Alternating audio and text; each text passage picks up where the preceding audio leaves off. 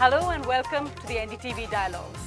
Today we have a very special guest, author Jhumpa Lahiri.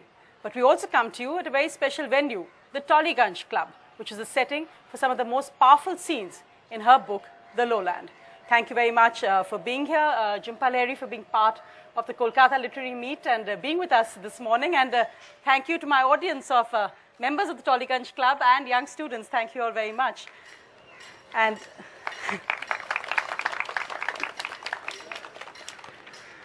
Jhumpa Lahiri, I mentioned the venue, and it must be interesting for you as well. So when you're here at the Tollygunge Club this morning, do you remember the characters Subhash and Udayan? And when you actually, in a sense, they were almost, Tollygunge Club was almost a character in those scenes as well.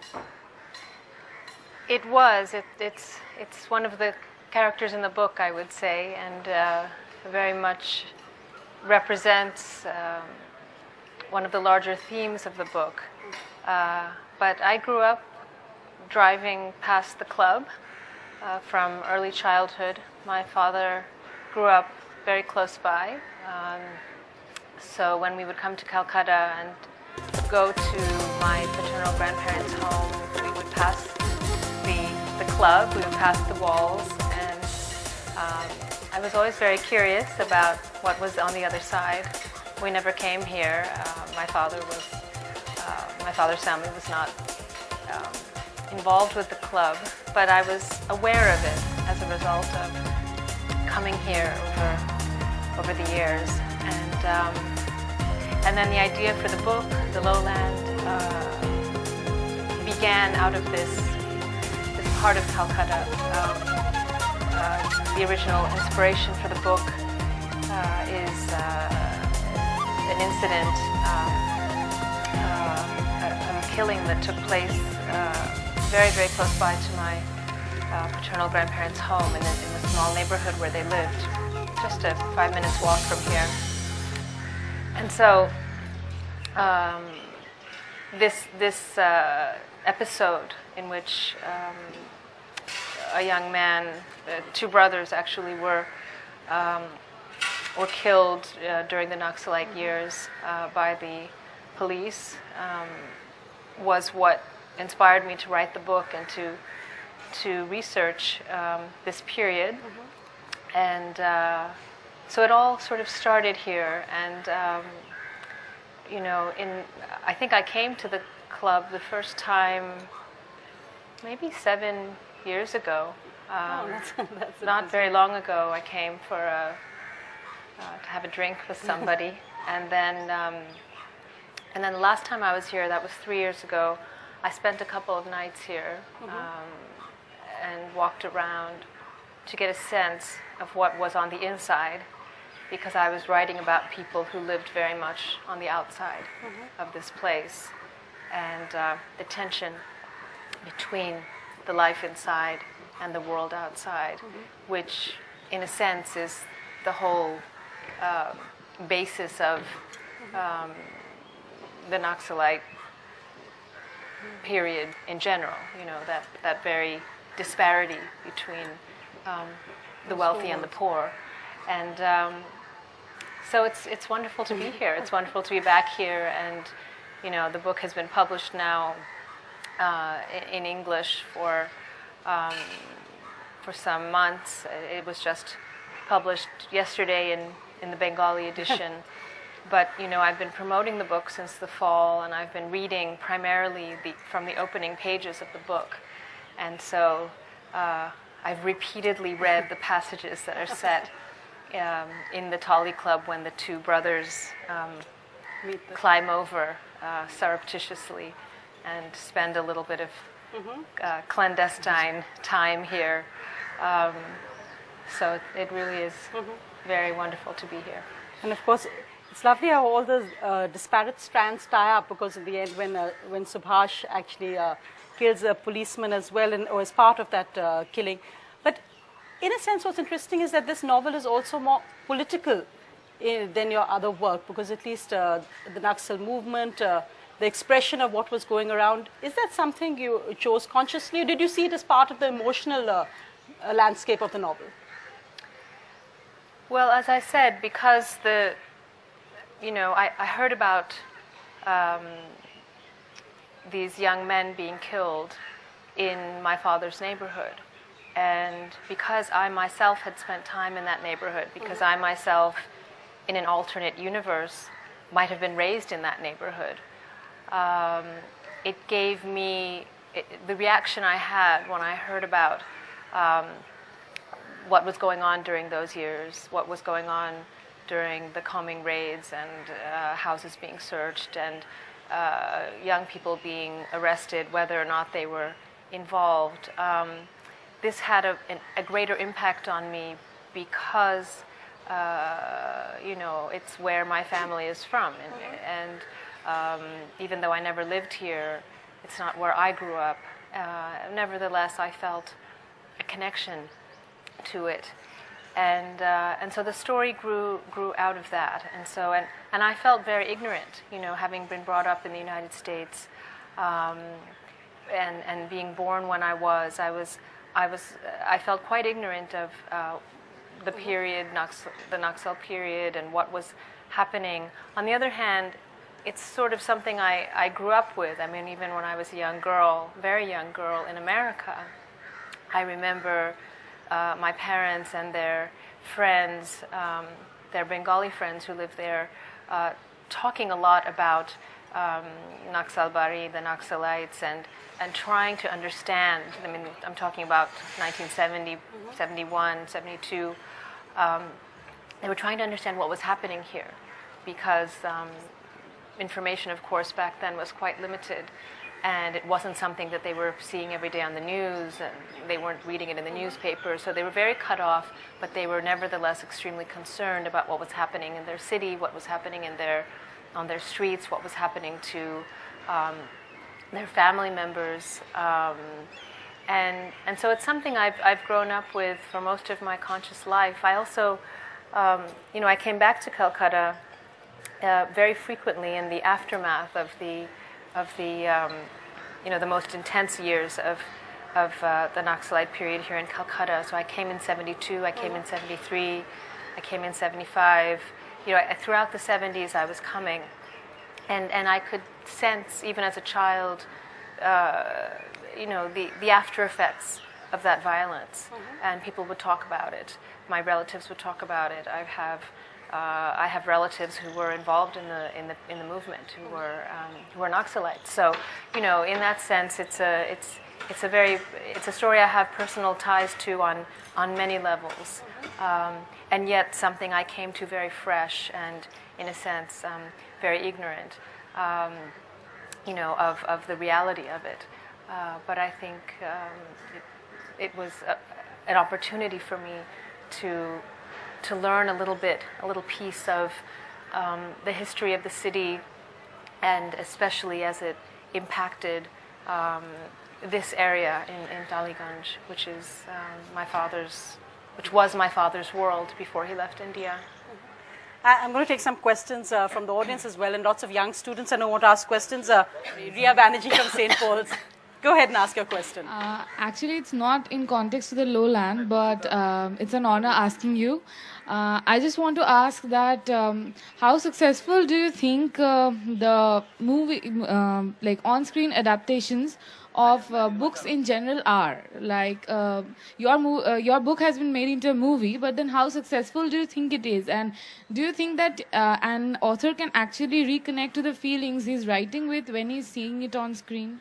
Well, thanks for your question. I was very, very pleased with the movie that Meera Nair made of the namesake. I had, when I finish a book, I cut my connection to it, and I feel almost indifferent toward it.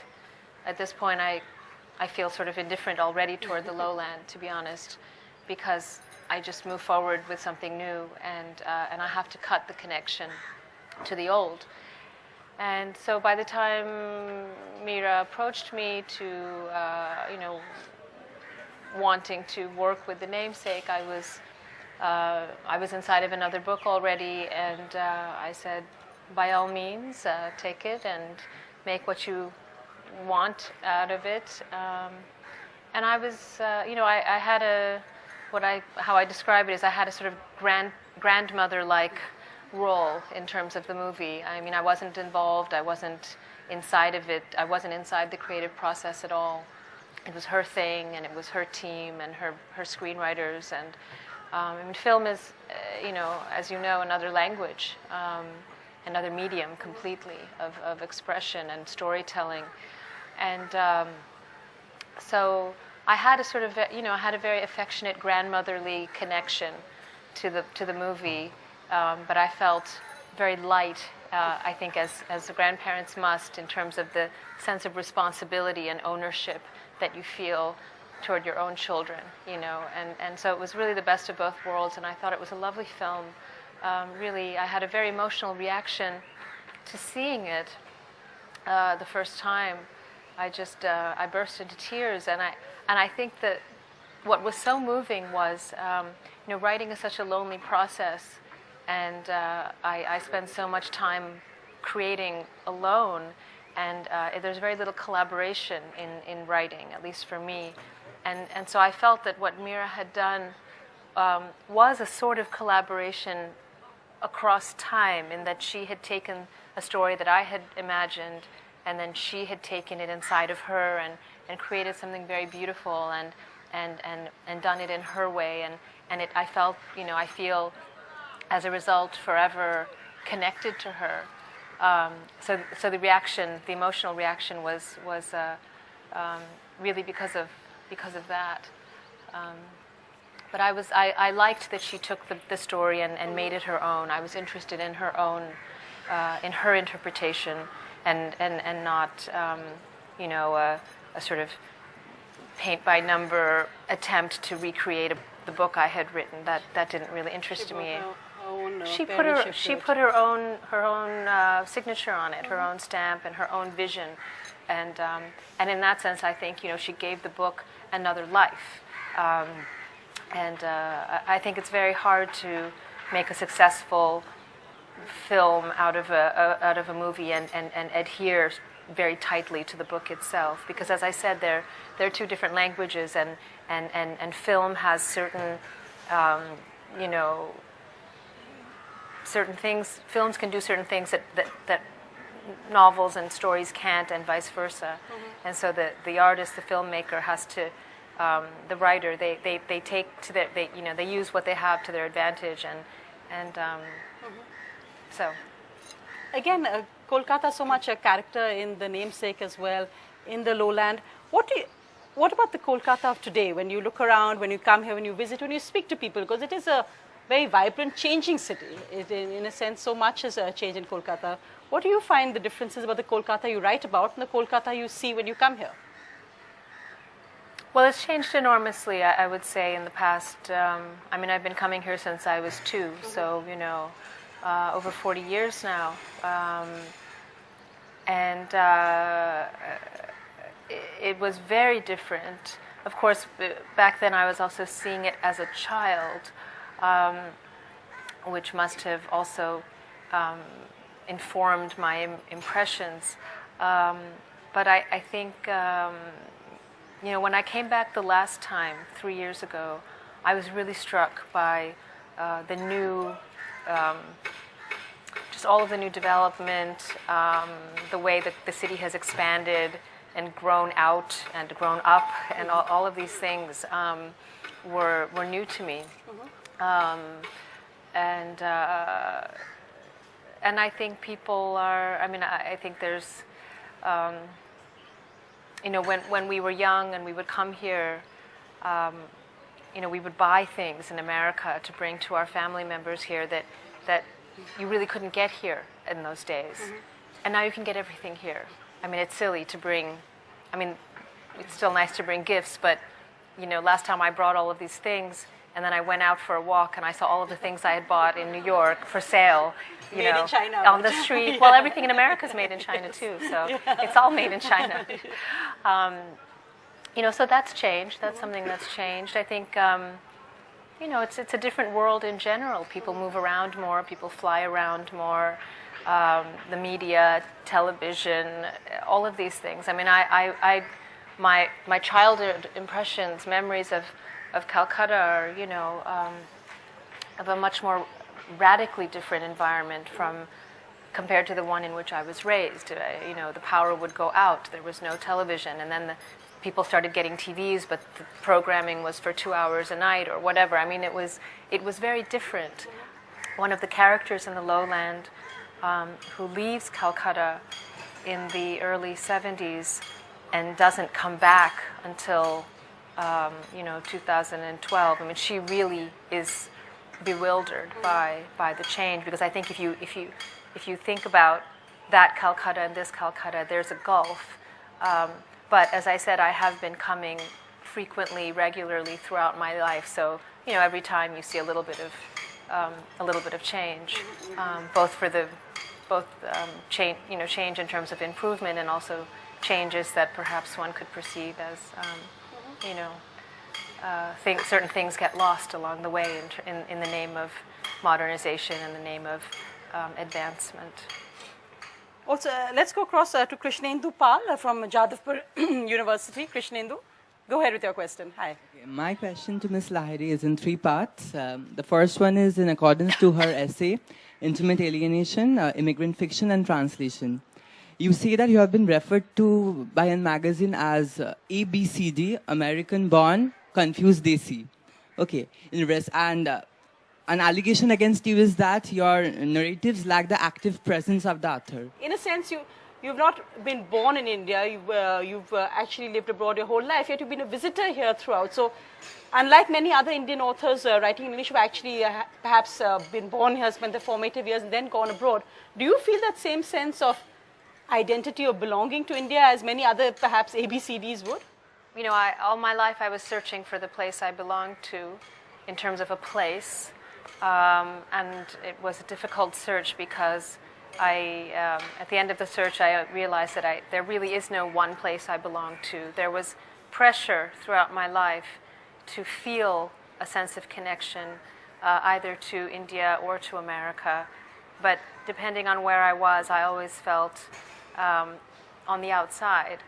And in that sense, the way in which the Lowland opens with this idea of a wall, that you're curious about what's on the other side, it really represents, in some sense, my own life and my ongoing curiosity for what is on the other side, and a sort of attraction for what I'm not a part of. And so coming to India, on the one hand, I felt emotionally, it was extraordinary to be in the embrace of extended family, something I very much lacked growing up in America. Growing up in America was a much lonelier experience. My parents made, over the years, many, many friends, and at this point, they have an extended family, an alternative extended family also in America. A beautiful thing that they and their friends have built together over time.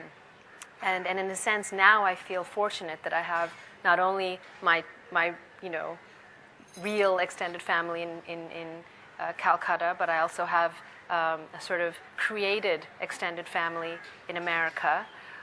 People I consider aunts, uncles, cousins in the same way that I have here.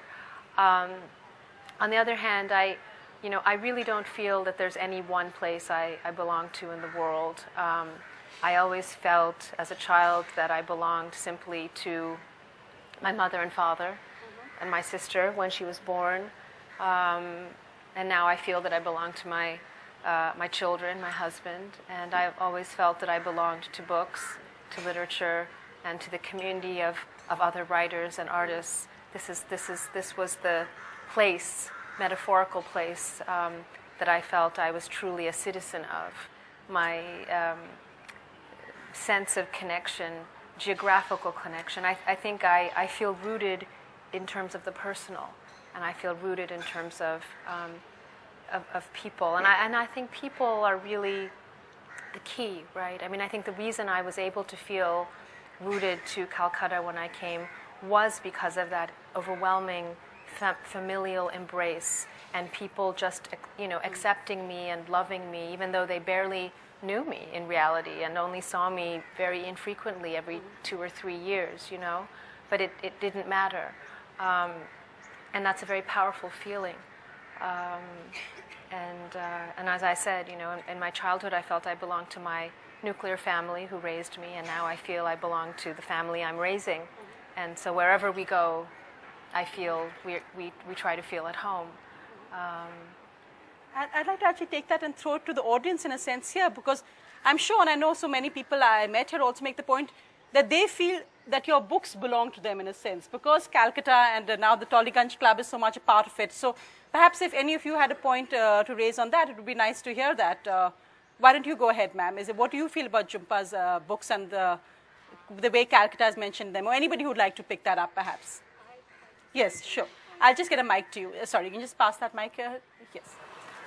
I'm Aparajita Dat. I've been born and brought up in Kolkata, and we love your books, Jhumpa. They are so much a part of our lives. I mean, the descriptions that you give, whether in the Lowland, a bit about, Presidency College and our own college days. It's all reminiscent of that. But I'd like to thank you for giving us such beautiful lyrical descriptions of a city which we love, that's Kolkata.